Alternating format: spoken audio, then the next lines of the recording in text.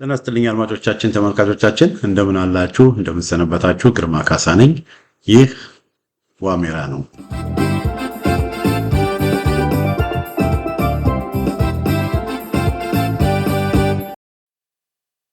በዛሬው የዋሜራ መርሃ ግብራችን የፋኖ ዱላ ሲያርፍባቸው ሻዕቢያ ብሎ መጮህ በሚል ርዕስ ስር አንድ ቅንብር ይዤላችሁ መጥቻለሁኝ። ያው ሁላችሁም እንደምታውቁት እንግዲህ የብልጽግና አገዛዝ ያው ለምዷል። ከፋኖ ጋር አንዳንድ ውጊያ ባደረገ ቁጥር ወያኔ ነው እንዲያደረገው፣ ሻዕቢያ ነው እንዲያደረገው የሚል የተለያዩ ምክንያቶች ሲሰጥ ነው የምናውቀው። የምታስታውሱ ከሆነ መስከረም 14 ቀን 2018 ዓመተ ምህረት የአማራ ፋኖ ብሔራዊ ኃይል ነው ይባል ነበር ያኔ የሚኒሊክ እዝ በወሎ ከፍተኛ እንቅስቃሴ ባደረገበት ጊዜ በርካታ ወደ 15 ነው 16 ወረዳዎች በመቆጣጠር በርካታ በተለይም ደግሞ በጊዳን አካባቢ በብዙ ቦታዎች የአገዛዙ ካምፖችን በመውረር በብዙ ሺህ የሚቆጠሩ ወታደሮችን በመማረክ በርካታ ስንቆችን፣ በርካታ ተተኳሾችን፣ በርካታ ከባባድ መሳሪያዎችን ሁሉ በመቆጣጠር በጣም አስደማሚ የሆነ ኦፕሬሽን አድርጎ የነበረ ጊዜ ደግሞ እስከዚህ በፊት እንደሚያደርገው ደግሞ የደፈጣና የሽምቅ ውጊያ ሳይሆን መደበኛ ሁሉ ውጊያዎች ሲያደርግ ባደረገ ጊዜ የብልጽግና መንግስት ሻዕቢያና ወያኔ ወጉኝ ብሎ ፋኖ እንደወጋው ፋኖ እንደመታው እንኳን ማመን ያልፈለገበት ጊዜ ነበር። ለምን ያውቃል ሜዳ ላይ ማን እንዳለ ማን ምን እንደሆነ የአብይ አህመድ መንግስት እና አብይ አህመድ እነ ሽመልስ አብዲሳ ያውቃሉ። የፋኖ የሻዕቢያን ኃይል ያውቃሉ። የሻዕቢያን ኃይል ያውቃሉ። የወያኔንም ኃይል ያውቃሉ። እውነት ለመናገር ሻዕቢያም ሆነ ወያኔ ተዋግተው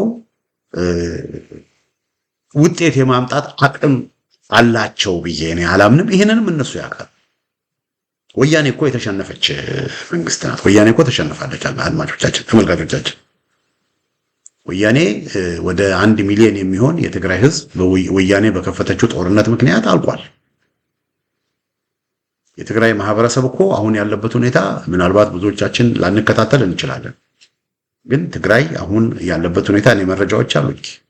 50 ዓመት ነው ወደ ኋላ ሄደችው።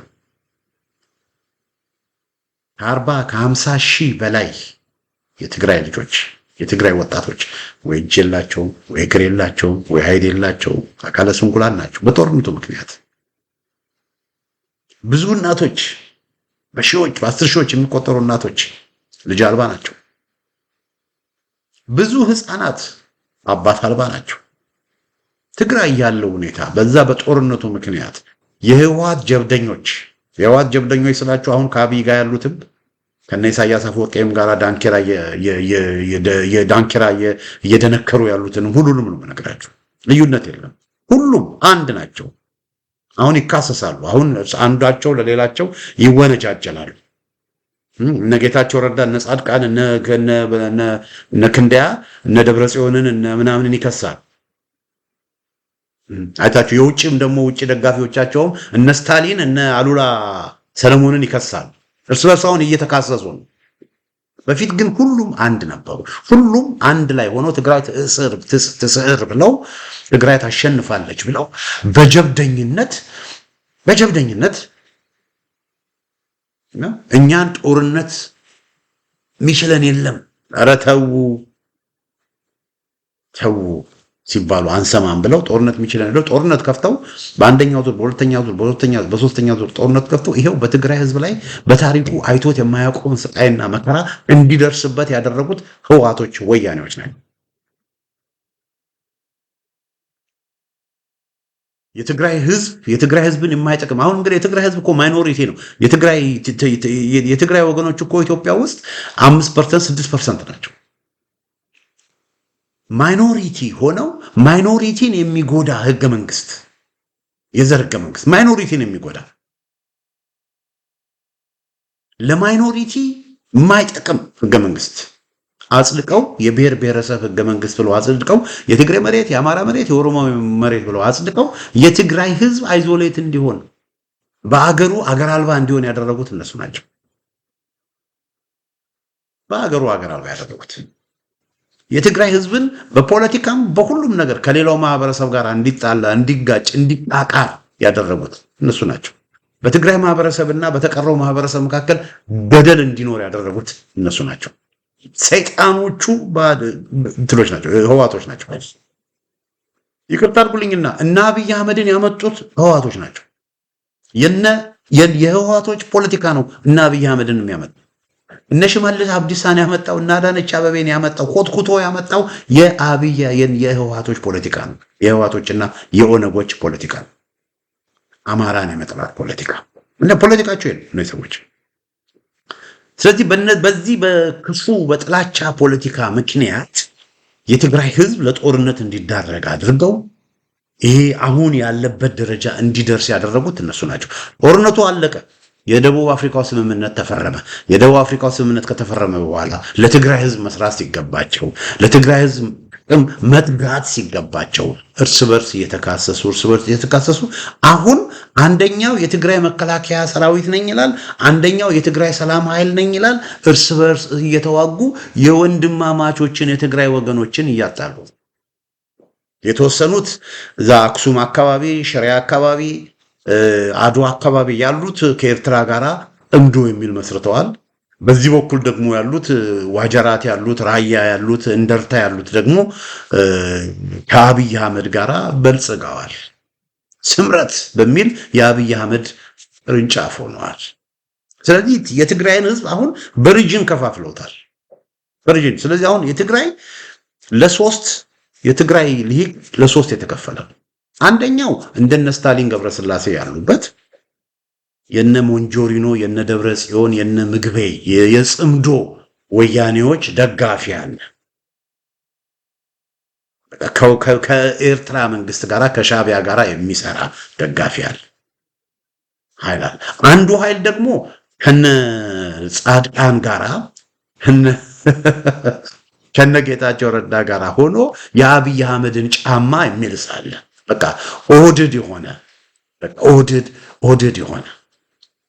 የኦህዴድ አሽከር የሆነ የህወሓት ቡድን አለ።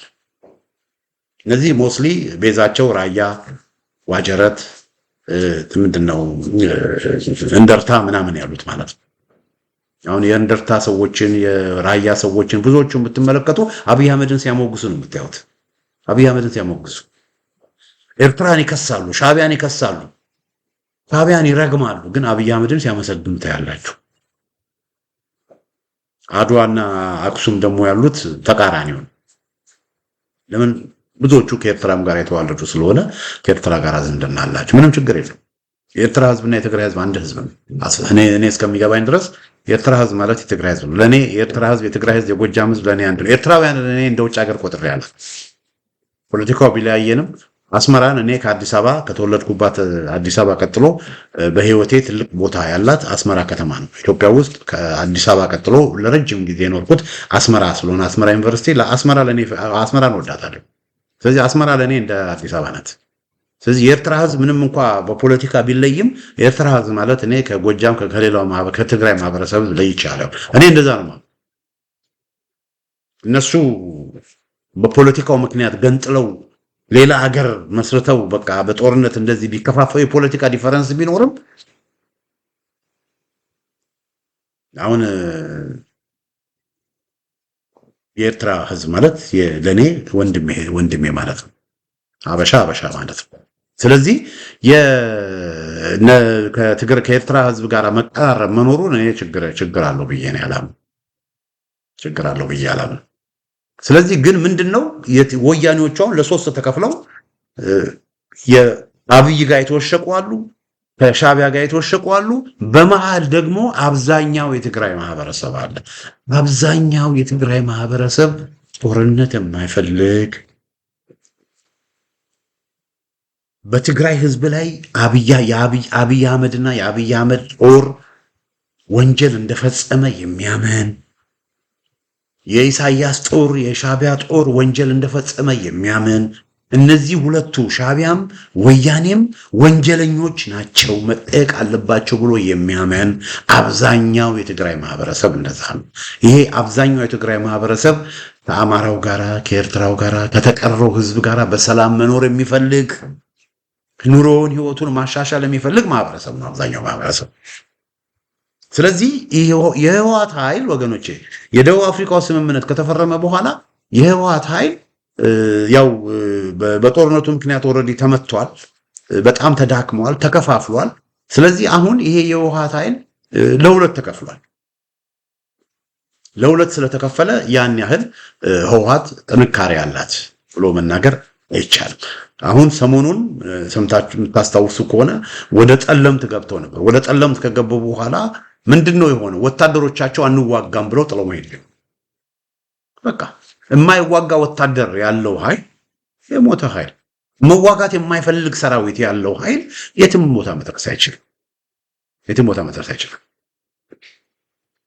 ስለዚህ ህወሓት አካባቢ እንደምታውቁት ህወሓት ያን ያህል ጥንካሬ አላት ብዬ እኔ አላምንም። ነገር ግን ምንድነው አድማጮቼ ተመልካቾቼ ብዙ ሰዎች አሁን እየጠየቁ ያሉት የአብይ አህመድ አገዛዝ በህወሓት ላይ እና በሻቢያ ላይ ጦርነት ሊከፍት ይችላል የሚል ስጋት አላቸው እና ይሄ ስጋት በጣም ብዙ ሰዎች የሚናገሩት ስጋት። ነገር ግን እኔ ልሳሳት እችላለሁ። ግን የአብይ አህመድ አገዛዝ በኤርትራም ላይም በወያኔም ላይም እኔ ጦርነት ይከፍታል የሚል እምነት የለኝም። እና ይሄ ወሬው ብልጽግና ሆን ብሎ በቃ አይደል ትኩረቱን በፋኖ እየደረሰበት ካለ ዱላ ትኩረቱን ወደ ሌላ ለማዞር ብሎ ይመስለኛል። ትልቅ ስጋት በውስጡ ትልቅ ስጋት የሆነው የፋኖ ስጋት ነው። እና በጣም ብዙ ሰዎች ደግሞ በዚህ በፖለቲካ ይታለላሉ። ትልቁ ስጋት ለአገዛዙ ትልቁ ስጋት የፋኖ እንቅስቃሴ ነው። ስለዚህ የፋኖ እንቅስቃሴ ላይ ሰው እንዳያተኩር እንጂ ስለ ፋኖ ከተወራ ፋኖ ስለሰራው ፋኖ ስላደረገው ነገር ከተወራ እንጂ የሚፈጥረው ፖለቲካ አዲስ አበባ ውስጥ የሚፈጥረው ዳይናሚዝም አለ። በቃ የሚፈጥረው ቴንሽን አለ። ስለዚህ ቴንሽኑን ለመቀነስ በቃ በፋኖ እየደረሰባቸው ያለውን ኪሳራ የግድ መደባበቅና መሸፋፈን አለባቸው። ሌላ ነገር እንዲወራ ማድረግ አለባቸው። አሁን ተመልከቱ። ይሄ የአማራ ክልል የሰላምና የጸጥታ ቢሮ አማራ ክልል የሚባለው ይመስለኛል ማለት ነው እና አረጋ ከበደ ያወጡት መግለጫ ነው። የደቡብ ጎንደር ዞን እንደምታውቁት የደብረ ታቦር ከተማ ፋኖች በደብረ ታቦር ከተማ ገብተዋል። 95% የደብረ ታቦር አካባቢዎችን ፋኖች ተቆጣጥረዋል። በጣም ነገሮች ኮላፕስ እያደረጉ በቃ ልክ እንዴት ነው ሙቀት ሲነካው እንደሚቀልጥ በረዶ ሙቀት ሲነካው እንደሚቀልጥ በረዶ የብልጽግና አገዛዝ በጎንደር እየቀለጠ ነው እና ሁኔታው በጣም የሚያስጨንቅና አሳሳቢ ሁኔታ ነው። ግን ይሄንን እንዴት አድርገው ነው ያቀረቡት? ተመልከቱት።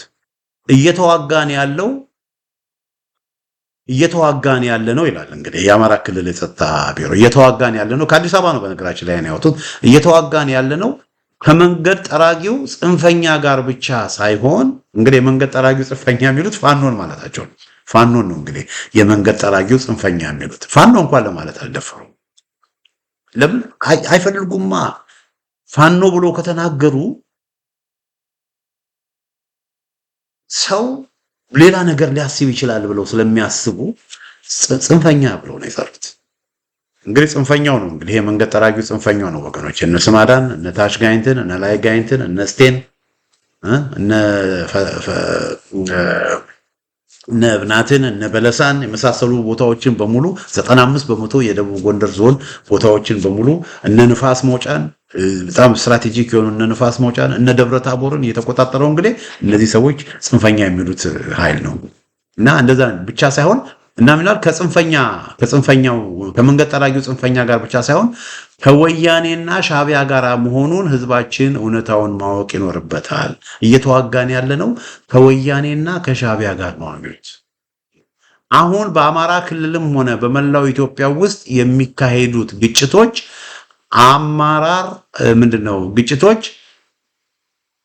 አመራር የሚሰጣቸውና ሎጂስቲክ የሚቀርብላቸው ከመቀሌና አስመራ መሆኑን ህዝባችን ማወቅ አለበት።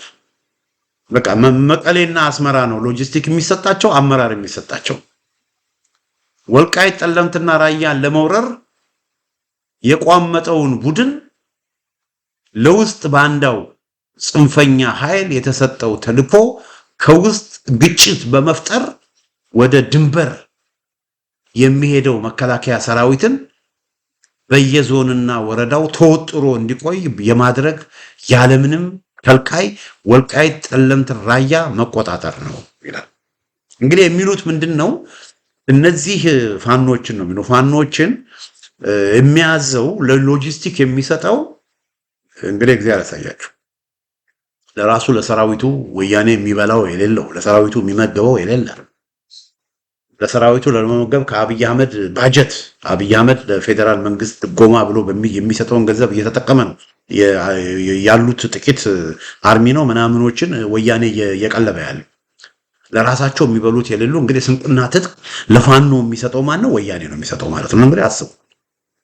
ሎጂስቲክ ለፋኖ የሚያቀርበው ከመቀሌ ነው። እንግዲህ እግዚአብሔር ያሳያችሁ። ከመቀሌ ነው እንግዲህ ለፋኖ ለሸዋ ፋኖ ከሰም ለሚንቀሳቀሱት አዲስ አበባ ዙሪያ ለሚንቀሳቀሱት ጎጃም ላሉት ወሎ ላሉት እንግዲህ ከመቀሌና ከአስመራ ነው እንግዲህ ሎጂስቲክና ስንቅ የሚቀርብላቸው። ቤት በኩል ነው መቀሌ እኮ ቤት በኩል ነው መቀሌ እንግዲህ ቤት በኩል ነው። እንዴት ነው ከመቀሌ ፋኖ ድጋፍ ሊያገኝ የሚችለው? እና እንዲህ አይነት አስተያየት ነው እነዚህ ሰዎች የሚሰጡት። የበቃ ፋኖ ዱላ ሲያርፍባቸው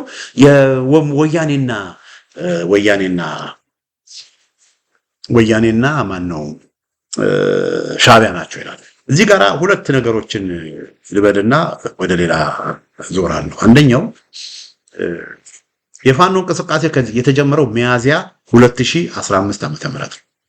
ሚያዚያ 2015 ዓ.ም አድማጮቻችን፣ ተመልካቾቻችን ወያኔና የብልጽግና መንግስት የጫጉላ ሸረሸር ውስጥ ነበሩ።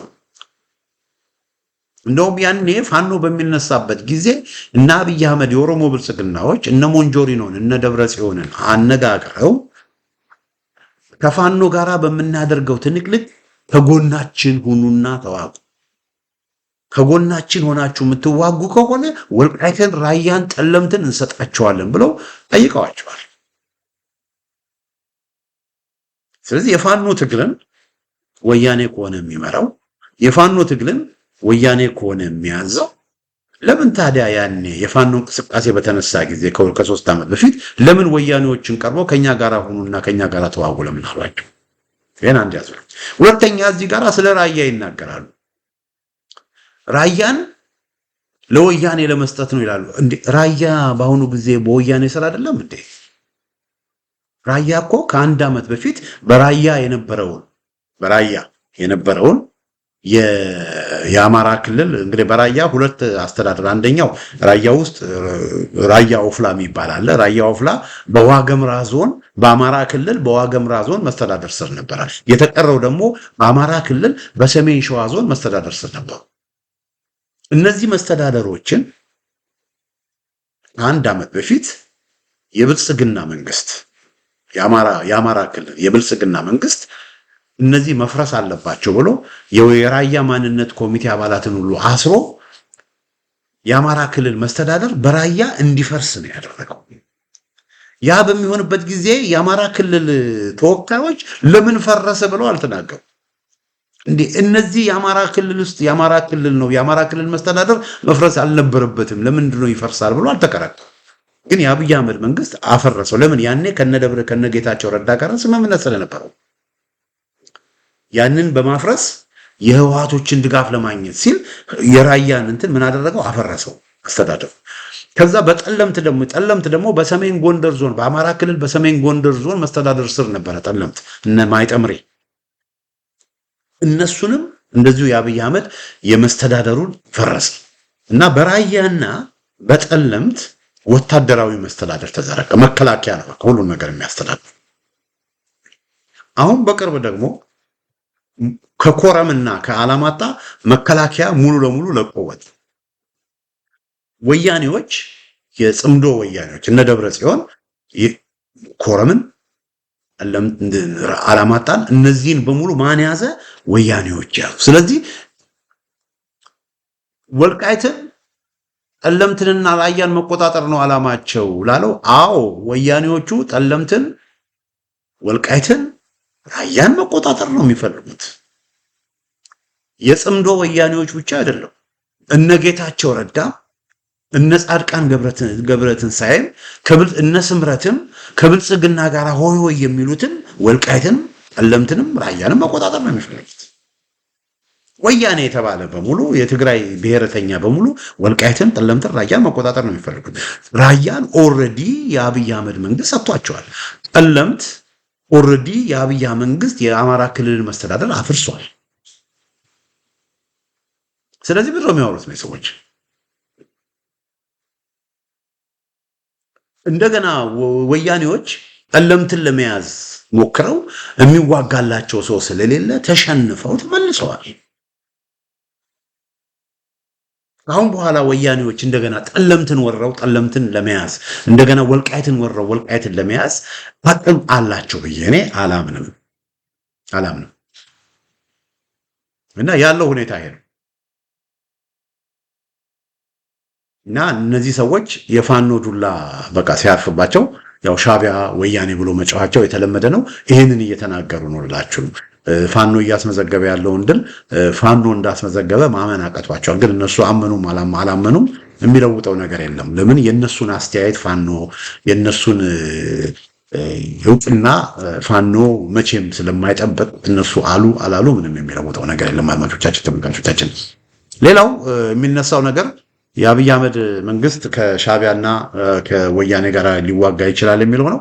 እዚህ ጋር ተመልከቱ። በጣም ነው ማዝነው። እዚህ ጋር አብይ አህመድ ለኢሳያስ አፈወርቄ ቀለበት ሲያስር ነው የምታዩት። እዛ ጋር ሲተቃቀፉ ሲሳሳቁ ነው። እዛ ቦታ ደግሞ ጋቢ ነው ካባ ነው ምናምን ሲያለብሰው ነው። እና ይሄ በሚሆንበት ጊዜ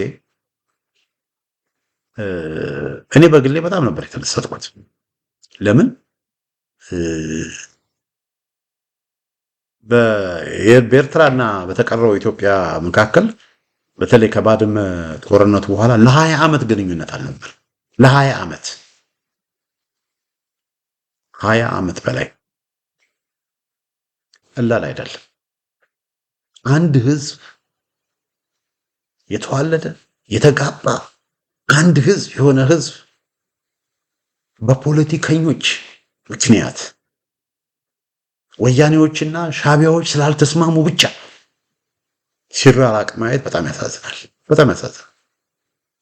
የኤርትራ ህዝብ አሁን ኤርትራ ብትሄዱ አኮሎ ግዛይ የሚባለው ቦታ ብትሄዱ አኮሎ ግዛይ አውራጃ ብትሄዱ አኮሎ ግዛይ አውራጃ ማለት አዲግራት አጋሚዎች ናቸው። በነገራችን ላይ አኮሎ ግዛዮች ልክ እንደ አዲግራት እንዳሉት አጋሚዎች። ወደዛ ወደ ሰራዬ ብትሄዱ ወደ አድዋ አካባቢ ብትሄዱ ሰራዬ የሚባል አውራጃ አለ። አድዋ እና ራማ ምናምን አክሱም ምናምን ያሉት ከሰራዬ ጋር የተዋለዱ ናቸው። አሁን አድዋ ያለው ሰው ብትሄዱ እዛ አልፎ ወደ አዲቋላ ወደ መንደፈራ አካባቢ ክስት የሌለው አጎት የሌለው አያት የሌለው የለም። አንድ ህዝብ እኮ ነው በፈጣሪ አንድ ህዝብ። ግን ለ20 ዓመት አንድ ህዝብ ለ20 ዓመት እንዳይገናኝ ተደረገ። ምን አይነት ሰይጣን ነው የነበረው እዛ አካባቢ ወገኖች።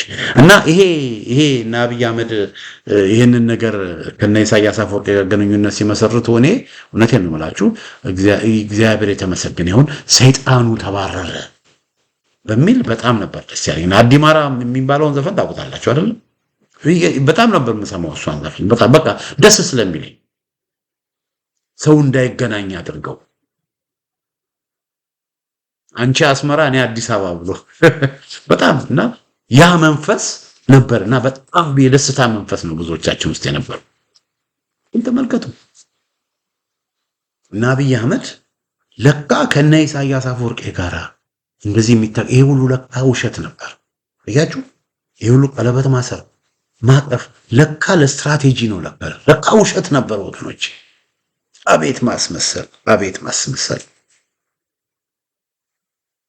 ከወያኔ ጋራ ወያኔን እንደ ስጋት ስለቆጠሩ የኦሮሞ ብልጽግናዎች ወያኔን እንደ ስጋት ስለቆጠሩ ወያኔን ለመምታት የነ ኢሳያስ የሻዕቢያ ድጋፍ ስለሚያስፈልጋቸው በዚህ መልኩ እየሸረደዱ እየዋሹ እያቀፉ ቀለበት እያሰሩ ሀብል እያደረጉ ጋቢ እያለበሱ በዚህ መልኩ ሲሸረድሩ እና አብይ አህመድ አሁን ሁሉ ነገር ካለቀ በኋላ እነሱን እንደ ጠላት በመቁጠር እነሱን እንደ ወንጀለኛ በመቁጠር ይኸው ጸረ ሻዕቢያ ጸረ ወያኔ ዘመቻ ጀምረዋል። በፓርላማ አብይ አህመድ የተናገረውን ማስታወስ ይችላል። ግን ይሄ ጸረ ሻዕቢያና ጸረ ወያኔ እንትን በእውነት ግን እና አብይ አህመድ ከኤርትራና ከጽምዶ ወያኔ ጋር ጦርነት ያደርጋሉ ወይ የሚለው ጥያቄ በጣም ቁልፍ ጥያቄ ነው። ብዙዎቹ አዎ ጦርነት ያደርጋሉ ብለው ነው የሚናገሩት። ግን አብይ አህመድ እንዴት አድርጎ ነው ከኤርትራና ከወያኔ ጋር ጦርነት ሊገጥሙ የሚችሉት? አንደኛ አንድ ነገር ላስታውሳችሁ። የመጀመሪያው ዙር ጦርነት በተደረገ ጊዜ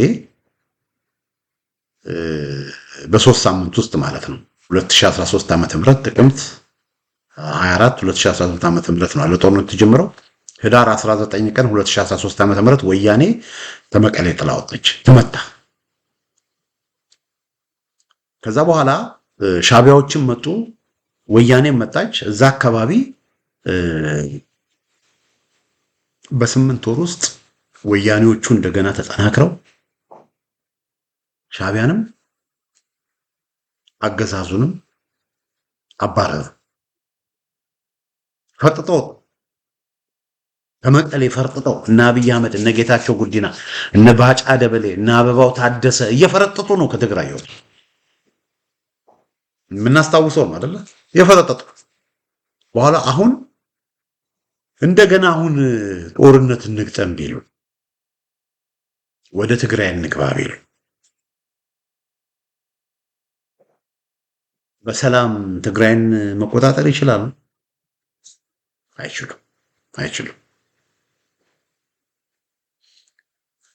መረጃዎች እንደሚጠቁሙት የኤርትራ ወታደሮች አሁን ወደ ትግራይ እንደገቡ ነው መረጃዎች የሚናገሩት። ትግራይ ውስጥ አሁን የኤርትራ ወታደሮች አሉ። የኤርትራ ወታደሮች ማለት መካናይዝድ ጦር አሁን ትግራይ ውስጥ አለ። ድሮኖችም ይኖራቸዋል። ኤርትራውያኖች ጸረ ድሮንም ይኖራቸዋል።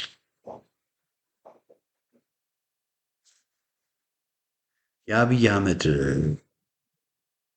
የተበታተነ ዝም ብሎ እጁን የሚሰጥ ተስፋ የቆረጠ ሰራዊት ትግራይ ገብቶ ወያኔ ሻዕቢያ ባይኖር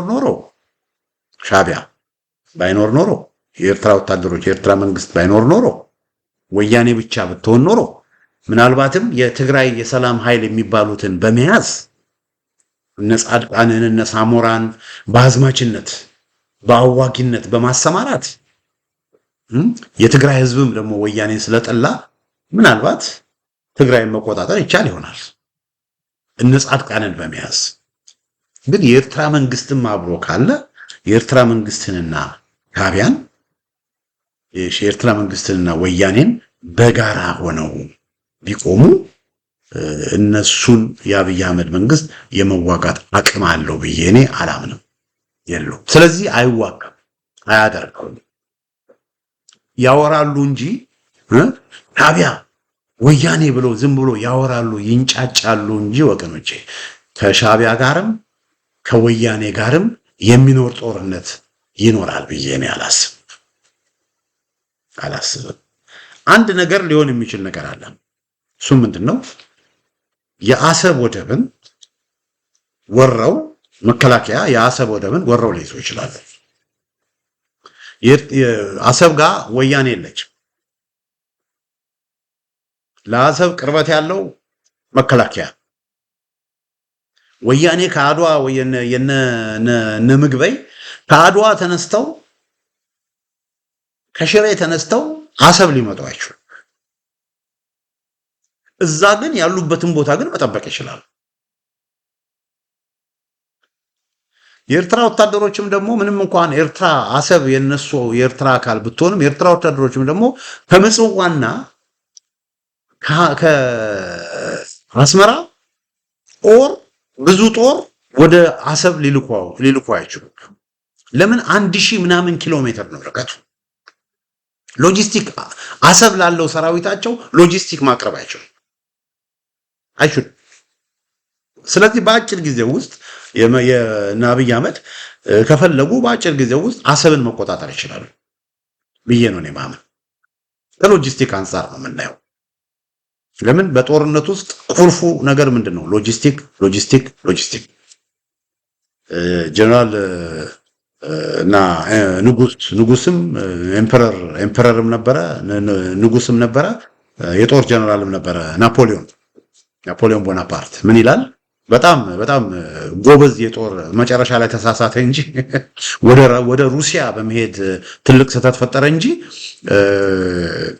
አብዛኛውን አውሮፓ በአጭር ጊዜ ውስጥ መቆጣጠር የቻለ በጣም ጎበዝ ሚሊተሪ ስትራቴጂስት ከነበሩ ሰዎች መካከል በዓለም ከሚታወቁ ጎበዝ ሚሊተሪ ስትራቴጂስቶች መካከል አንዱ ናፖሊዮን ነበረ። እና ናፖሊዮን ምን ይላል? አንድ ፕሮፌሽናል ጀነራል የሚያስበው ስለ ሎጂስቲክ ነው። አማተር ጀነራል ደግሞ ገና ልምድ ያለው ጀነራል ገና ብዙ እውቀት የሌለው ጀነራል ደግሞ የሚያስበው ስለ ታክቲክ ነው አለ። ጦርነትን የሚያሸንፈው ምንድነው? ሎጂስቲክ ነው፣ ስንቅና ትጥቅ ነው፣ ፕሮቪዥን ነው ጦርነትን የሚያሸንፈው።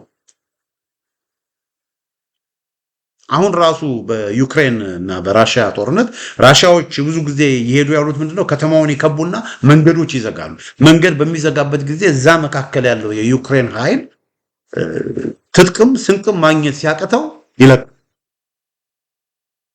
የሎጂስቲክ አቅርቦትን መዝጋት፣ የሎጂስቲክ አቅርቦት ዙሪያ ላይ ችግሮች እንዲፈጠሩ በማድረግ ነው ጦርነትን በዛ ማሸነፍ እና መሸነፍ የሚቻለው እና ወሳኝ ነው። ስለዚህ የኢሳያስ መንግስት አሰብ ላለው ኃይሉ ተጨማሪ ኃይል ልላክ ቢል 1000 ኪሎ ሜትር አቋርጦ ነው የሚመጡት። ያውም በዛ በበረሃ በሞቃማ በቆላ ትጥቅ ላቅርብ ቢል ሌላም ነገር ላቅርብ ቢል በጣም ሩቅ ነው። በመርከብ ደግሞ እንዳያመላለስ ስንቱን በመርከብ ሊያመላልስ። ስለዚህ የአብይ አህመድ መንግስት ከኤርትራ ጋር ውጊያ ከፍቶ ያንን አካባቢ መቆጣጠር ይችላል አሰብን። ከዛ ባለፈ ግን እላይ ግን እኔ ይዋጋል ብዬ እኔ አላስብም። ይሄንን የአብይ አህመድ መንግስት ይሄንን በሚያደርግበት ጊዜ የኤርትራ መንግስትስ ምን ሊያደርግ ይችላል? የኤርትራ መንግስት ያጸፋ መልስ ይመልሳል። ምን አይነት ያጸፋ መልስ ነው ሊመልስ የሚችለው? ምን አይነት ያጸፋ መልስ ሊመልስ ይችላል የኤርትራ መንግስት? እኔ ሳስበው የኤርትራ መንግስት አሰብን የብልጽግና መንግስት ከወረረ አሰብን ከያዘ የኤርትራ መንግስት ከወያኔ ጋር ሆኖ ወልቃይትን ይወራል። በተከዜ በኩል አይደለም፣ በተከዜ በኩል ሳይሆን በላይ ኢቨን ጠለምትንም አያወርም። ለምን? በጠለምት አካባቢ ችግር ያጋጥመዋል። ግን በሁመራ በኩል አድርጎ በሱዳን በኩል አድርጎ ኢሳያስ አፈወርቄ የሻዕቢያ መንግስት ሁመራን ይቆጣጠራል ብዬ ነው የማስበው። እና እዛ አካባቢ ያለ ሁመራ ያለ የመከላከያ ሰራዊት አባል ጋራ ውጊያ ይጀምራል። ያኔ ኮሎኔል ደመቀ ምንድነው የሚያደርጉት አላውቅም። እና ኦልሬዲ ይፋ ጦርነት የአብይ አህመድ መንግስት በኤርትራ ላይ ከጀመረ የኤርትራ መንግስትም ይፋ ጦርነት በሌሎች አካባቢ በሚቀለው አካባቢ ይፋ ጦርነት ይጀምራል። የሚቀለው ደግሞ ምንድነው? ለሱ ወልቃይትን መያዝ። ያንን በሚያደርግበት ጊዜ ምን ሊፈጠር ይችላል አላውቅም፣ ግን ነገሮች ይወሳሰባሉ። ስለዚህ ለዚህ ነው ይሄ የወያኔና የሻቢያ ከወያኔና ከሻቢያ ጋር ጦርነት ሊኖር ይችላል የሚለው ነገር በጣም የተወሳሰበ ስለሆነ የዓለም አቀፍ ማህበረሰብም ወደዛ መሄዱን ይፈልጋል ብዬ እኔ አላምንም። ከፍተኛ ተቃውሞ ይነሳል ብዬ ነው እኔ ማምነው። ኢትዮጵያ ደግሞ እንደምታውቁት በዓለም አቀፍ ማህበረሰብ ድጋፍ ጥገኛ ናት። አብይ አህመድ ከና አሜሪካ ከና አውሮፓ ከሌሎቹ ፈቃድ ውጪ ይወጣል የሚል እምነት የለኝም እና ወደ ጦርነት ይገባል የሚል እምነት የለኝም። ስለዚህ ሻቢያ ወያኔ ምናምን የሚሉት ዝም ብሎ ያው ለማስፈራራትና ለማውራት ትዝ ይላችኋል። ያኔ የሶማሌ ክልል ሶማሌላንድ ላይ ወደብ ሜሞራንደም ኦፍ አንደርስታንዲንግ ተብሎ እኮ ለአንድ ወር እኮ ሲያጮሁት እኮ ነበር አይደል? ከዛ በኋላ ምን ሆነ? ጸጥ። ይሄም እንደዚሁ ጸጥ ነው እና ይሄንንም ደግሞ የሚያጮሁት በዋናነት ትኩረቱን ከፋኖ ለማንሳት ነው የሚል እምነት ነው ያለኝ። ግን በዚህም ሆነ በዛ ግን አድማጮቻችን፣ ተመልካቾቻችን ኢትዮጵያ ውስጥ ያለው እነሱ አመኑም አላመኑም እነሱ ትኩረቱን ለማስቀየር ሞከሩም አልሞከሩም የፋኖ እንቅስቃሴ ግን ወደፊት እየሄደ ነው ያለው። የአማራ ፋኖ ብሔራዊ ንቅናቄ አንድ ከሆነ ጊዜ ጀምሮ ይሄው እንዳየነው በደቡብ ጎንደር ትልቅ ስራ እያየን ነው። ነገም ተነጎዳም በጎንደር በጎጃም በሌሎች አካባቢዎች በወሎ ምን እንደሚፈጠር አናውቅም። ተከታተሉ። ግን ነገሩ ሲሪየስ ነው። ብዙ ጊዜ ብያለሁ። የፋኖ እንቅስቃሴ አንዳንዶች በቃ በናብይ ፕሮፓጋንዳ ስለተሰለቡ የናብይ ሚዲያዎችን የብልጽግና ሚዲያዎችን የዲጂታል ብልጽግናዎችን ብቻ ስለሆነ የሚሰሙት መረጃው የላቸውም፣ ኢንፎርሜሽኖች የላቸውም። ግን የፋኖ እንቅስቃሴ ወገኖቼ የአማራውን ህልውና መታደግ ብቻ ሳይሆን ኢትዮጵያን ማዳን ብቻ ሳይሆን ለአፍሪካ የሚበቃ ኃይል ነው ያለው እና ትኩረቱ እሱ ነው መሆን ያለበት። ይህንንም እና አብይ አህመድ ያውቁታል። የኦሮሞ ብልጽግናዎች ይህንን ጠንቅቆ ያውቃሉ። እርግጠኛ እውነቴ ነው የምላቸው። 5 ሳንቲ የሻቢያ ጉዳይ አያስጨንቃቸውም። እነሱ 5 ሳንቲ የሻቢያ ለነሱ 5 ሳንቲ ስጋት አይደለም። ወያኔ ለነሱ 5 ሳንቲ ስጋት አይደለም። እና አብይ አህመድ ቢፈልጉ ወያኔን እነ ደብረ ጽዮንን እነ ታደሰ ወረደን አንበርክከው አዲስ አበባ ማስመጣት ይችላል። በኢኮኖሚ ለእንትና የሚሰጠው ምንድነው ለታደሰ ወረደ የሚሰጠውን ባጀት ቢያቆሙ ታደሰ ወረደ እየተንበረከከ አዲስ አበባ ይመጣል። ያን ያህል ወያኔ እና አብይ አህመድን አያሰጋም። ያን ያህል የኢሳያስ አፈወርቂ መንግስት እና አብይ አህመድን አያሰጋም። የና አብይ አህመድ ስጋት ፋኖ ነው። የና አብይ አህመድ ስጋት ፋኖ ለመሆኑ ደግሞ ማረጋገጫ አዲስ አበባ ዙሪያ ሸዋ ላይ ከፍተኛ ጦር እዛ ቦታ አሰማርተው ያሰቡትን ማሰካት አለመቻላቸው አንድ። በደቡብ ጎንደር ደግሞ የታየው በጣም ያልተጠበቀ ናዳ ሲፈርስ ሲናድ የብልጽግና መዋቅርና የብልጽግና አገዛዝ ኃይል በደቡብ ጎንደር ዞን እንደዚህ ሲናድ ሲታይ የብልጽግና አገዛዝ ጀንበር ፀሐይ መጥለቋን የሚያሳይ ነው እና ያ ነው ስጋታቸው። አድማጮቼ፣ ተመልካቾቼ እንግዲህ አድማጮቼ ለዛሬ ያዘጋጀሁት ዝግጅት ይህን ይመስላል። በሌላ ጊዜ በተመሳሳይ ፕሮግራም እስከምንገናኝ ደህና ሁኑ።